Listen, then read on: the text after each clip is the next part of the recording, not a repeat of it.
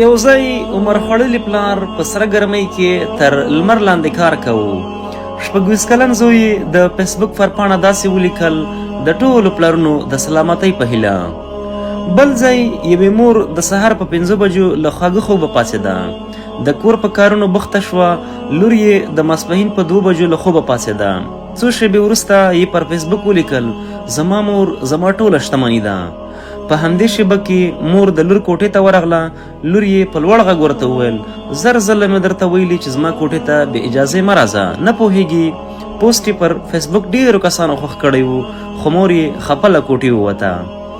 بل ځای یو کس پر یو تابلو کار کولو، ښایي تکړه رسام و. خپل کار یې خلاص کړ، تابلو یې پر دیوال ولګوله. میرمن یې راننوته، خاوند ته یې مخ کړ، په ارامه یې وویل: د ورور پوښتنې ته دې نه ورځې؟ څو ورځې کېږي چې ناروغ دی. سړی په غوسه شو، په ترخه غږ یې ورته وویل: نن کار لرم، حوصله نه لرمه چې ورشم، خو پر تابلو یې لیکلي وو د یو بل په ارزښت پوه شئ. له خبرو مو مطلب همدا و.